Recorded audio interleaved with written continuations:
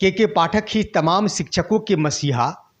के पाठक के वीडियो को वायरल किसने किया और नियोजित शिक्षक हार कर भी जीत गए अपनी बाजी। नमस्कार और आदाब आप तमाम दर्शक बंधुओं को। मैं हूं एसके चौधरी। साथियों, के पाठक ही बिहार के तमाम शिक्षकों के मसीहा हैं और बिहार के तमाम नियोजित शिक्षक अपने अपर मुख्य सचिव के पाठक की प्रतिष्ठा बचाते हुए हार कर भी अपने जंग को जीत लिए हैं। इससे पहले कि इसका हम विश्लेषण करें, जिन्होंने अभी तक हमारे इस चैनल सुसत्य वचन को सब्सक्राइब नहीं किए हैं वो कृपया सब्सक्राइब कर लेंगे। साथियों, आप सभी अवगत है कि इन दिनों बिहार में चल रही शिक्षा व्यवस्था को लेकर सरकार और के पाठक आर पार के मूड में है। साथियों, इसके पीछे की कहानी हम बताते हैं कि शुरू ये कहां से हुई थी। ये शुरुआत हुई थी नियोजित शिक्षकों से और इसकी शुरुआत की गई थी बिहार के शिक्षा के पदाधिकारियों द्वारा। साथियों, ये बातें तो स्पष्ट हो चली है कि आज की तारीख में अगर तमाम बिहार के नियोजित शिक्षक के साथ साथ के पाठक महोदय को भी अगर किसी ने यूज किया है और किसी ने बदनाम करने की कोशिश की है तो वो है बिहार के तमाम शिक्षा पदाधिकारी। साथियों, होता यूं है कि अपर मुख्य सचिव के पाठक की कानों में नियोजित शिक्षकों के संबंध में एक से बढ़कर एक गलत बातें पहुंचाई जाती है।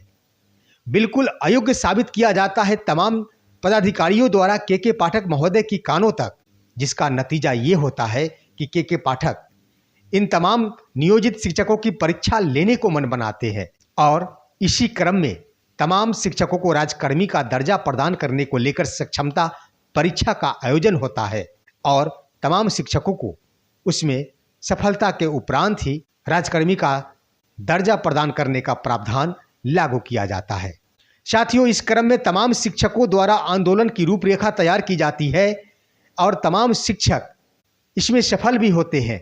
5 फरवरी से लेकर 15 फरवरी 2024 तक ऑनलाइन मोड में आवेदन की प्रक्रिया शुरू होती है, लेकिन तमाम बिहार के शिक्षक अपने आंदोलन को बरकरार रखते हैं और 13 फरवरी 2024 तक बिहार में कुल 27,000 अभ्यर्थियों द्वारा ही फॉर्म भरा जाता है। उसके बाद अपनी बातों को लेकर, अपनी समस्याओं को लेकर तमाम शिक्षक सरकार के पास जाते हैं, उप मुख्यमंत्री के पास जाते हैं। उन सभी के द्वारा भी तमाम नियोजित शिक्षकों के लिए बिना शर्त राजकर्मी दिए जाने का प्रयास किया जाता है, परंतु वे सफल नहीं होते हैं। इन तमाम बातों को भांप लेते हैं तमाम नियोजित शिक्षक कि आखिर कोई कुछ नहीं कर सकता। और जब इन्हीं बिंदुओं को लेकर सीतामढ़ी के कार्यक्रम में माननीय के पाठक महोदय का एक बयान आता है कि नियोजित शिक्षकों में भी दम है और उन्होंने बहुत सारे ऐसे क्रियाकलाप किए हैं जिसके लिए हम उन्हें पुरस्कृत करेंगे। उस वक्त शिक्षकों को ये समझ आती है कि वास्तव में जब नियोजित शिक्षकों के लिए ऐसे शब्द उनके मुख से निकल चले हैं तो हम सभी को उनका सम्मान करना कर्तव्य बनता है। और होता यूं है कि तमाम नियोजित शिक्षकों की ओर से फॉर्म भरना प्रारंभ कर दिया जाता है। साथियों, नियोजित शिक्षक इसलिए फॉर्म नहीं भरते कि वे आंदोलन को हार गए हैं। साथियों, वे इसलिए फॉर्म भरते हैं कि उन्हें अपने के पाठक महोदय के आदेश का पालन करने का कर्तव्य है, भले ही जिला के पदाधिकारियों द्वारा ऐसा नहीं किया जाता रहा हो। शिक्षकों के प्रति आज ऐसी नीति अपनाई गई है, उसके बारे में हम बताएं साथियों कि बीपीएससी टीआरई 1 के अंतर्गत 90,000 के आसपास नियोजित शिक्षकों ने आवेदन किया था, जिसमें 35,000 शिक्षकों ने सफलता प्राप्त की थी। ये बातें एसीएस महोदय की कानों तक नहीं पहुंचाई गई जिला स्तर से, क्योंकि उन्होंने तो पहले ही तमाम नियोजित शिक्षकों को अयोग्य करार दे दिया था। साथियों, और अंत में बातें कब खुली, जब के पाठक महोदय का वीडियो वायरल कर दिया जाता है। सोचने वाली बात है कि आखिर उन्हें बदनाम किसने किया, उनके वीडियो को वायरल किसने किया। दोस्तों, आप सभी जान ले कि माननीय के पाठक महोदय का जब भी वीडियो कॉन्फ्रेंसिंग होता है तो उसमें जिला के तमाम शिक्षा अधिकारी, जिला कार्यक्रम पदाधिकारी हुआ करते हैं।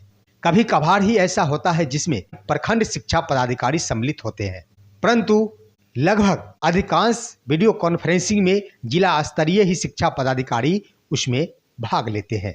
इसी क्रम में साथियों होता यूं है कि माननीय मुख्यमंत्री के द्वारा कहे जाने वाले 10 से 4 विद्यालय संचालन के लिए के पाठक महोदय द्वारा पत्र निकाला जाता है और उसे 10 से 4 रूप में ही किया जाता, परंतु उसका रूप बदल दिया जाता है।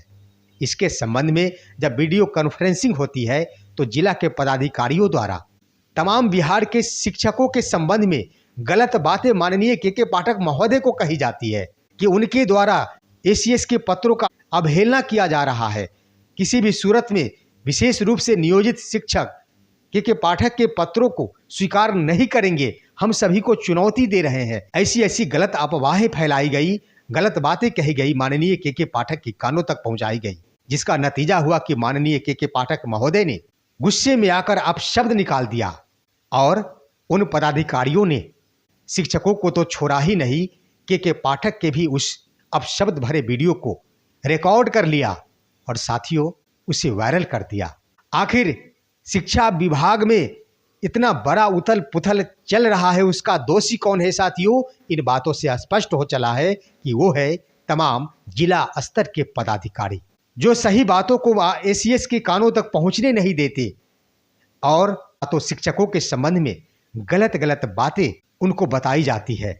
साथियों वो दिन दूर नहीं, अब तो निश्चित है कि नियोजित शिक्षकों ने अपने एसीएस के आदेशों का पालन किया है और जब उनसे अपील की गई फॉर्म भरने की तो तमाम नियोजित शिक्षकों ने फॉर्म भी भर दिया, जिसका नतीजा है कि आज की तारीख में लगभग 2.5 लाख नियोजित शिक्षकों ने सक्षमता परीक्षा का आवेदन कर दिया है। इस क्रम में अब सवाल ये भी उठाए जा रहे जिन्होंने आवेदन नहीं किया है वो अयोग्य है। साथियों एक बात तो हम स्पष्ट कर दें कि जिन्होंने आवेदन नहीं किया है उन शिक्षकों में आवेदन करने वाले शिक्षकों से ज्यादा योग्यता है, क्योंकि उनके पास आत्मविश्वास अधिक है। वे जानते हैं कि मैं किसी भी समय कोई भी एग्जाम पास कर अपनी नौकरी में बरकरार रह सकता हूं, इसलिए उन्होंने आवेदन नहीं किया है। और कुछ सवालें उठाई जा रही है कि क्या जिन्होंने प्रथम फेज में पास कर सफलता प्राप्त कर ली और द्वितीय और तृतीय फेज वालों से क्या वे वरीय होंगे? साथियों ऐसी बात नहीं। बिहार विशिष्ट शिक्षक नियमावली अधिसूचना जारी होने की तिथि से ही लागू हो गई है और बिहार के तमाम नियोजित शिक्षक राजकर्मी हो चुके हैं 26 दिसंबर 2023 से, परंतु उसमें एक प्रावधान जोड़ा गया है कि ये लागू तमाम शिक्षकों के नव पदस्थापित विद्यालयों में योगदान की तिथि से ही लागू होंगे। तो साथियों इसमें वरीयता का कोई निर्धारण नहीं, इसका क्रम बनाया गया है पूर्व की योगदान तिथि। तमाम नियोजित शिक्षकों के लिए ऐसी बात नहीं कि बाद में परीक्षा में सम्मिलित होंगे उन्हें कम सुविधाएं और प्रथम फेज वाले को ज़्यादा सुविधाएं, ऐसी बात नहीं। तमाम सुविधाएं शिक्षकों की योगदान तिथि से ही लागू होंगे, परंतु बहुत सारी बातें हैं जो अभी लागू होने बाकी है। शिक्षक नेताओं द्वारा इसके क्रम में प्रयास जारी है। एक तरह से कह दिया जाए तो शिक्षक नेताओं ने और बिहार के तमाम शिक्षकों ने अपने जंग को जीत ली है। बहुत बड़ी बात यह है कि उन्हें विशेष सुविधाएं भी प्रदान की जाएगी, ये खुशी भरी बात है। आंदोलन का ही नतीजा है कि ये भी बातें छन के आई है और सदन में भी ये बातें कही गई है कि तमाम शिक्षक जो कि अनुभव प्राप्त हैं उन्हें विशेष सुविधा अवश्य उपलब्ध कराया जाएगा। ये शिक्षकों के जंग की जीत है। साथियों इस क्रम में आगे हम आपको बता दें, इसमें कोई दो राय नहीं कि माननीय के पाठक महोदय ईमानदार नहीं है, वास्तव में ईमानदार है। वो मैं इस आधार पर कहता हूँ, अपनी जिंदगी में एक जिद्दी व्यक्ति वही होता है जिसके पास ईमानदारी होता है। और ये पोल आज खुल चुकी है कि तमाम जिला स्तर के पदाधिकारियों द्वारा शिक्षक के साथ साथ के पाठक को भी टारगेट किया जा रहा है। साथ ही साथ गलत संदेश माननीय के पाठक महोदय की कानों तक पहुंचाया जा रहा है। लेकिन साथियों ये तो स्पष्ट हो चला है कि माननीय अपर मुख्य सचिव के पाठक महोदय अपने शिक्षा विभाग में तब तक बने रहेंगे जब तक वो खुद ब खुद त्याग पत्र नहीं दे देते। उन्हें कोई नहीं हटा सकता, ये भी स्पष्ट हो चुका है। साथियों ये थे आज के विश्लेषण, लेकिन इसके क्रम में हम इतना जरूर कहेंगे, निश्चित रूप से चाहे किसी भी जिला स्तरीय शिक्षा पदाधिकारियों द्वारा क्यों न किया गया हो, उन्हें इस वीडियो क्लिप को वायरल नहीं करना चाहिए था। साथियों आप हमारे इस वीडियो को लाइक करेंगे और इस संबंध में आप सभी का क्या कहना है वो आप हमारे इस कमेंट बॉक्स में अवश्य लिखेंगे, तमाम दोस्तों के पास शेयर करेंगे। हम फिर मिलेंगे आपसे अगले वीडियो में। तब तक के लिए कहते हैं जय हिंद, जय भारत दोस्तों।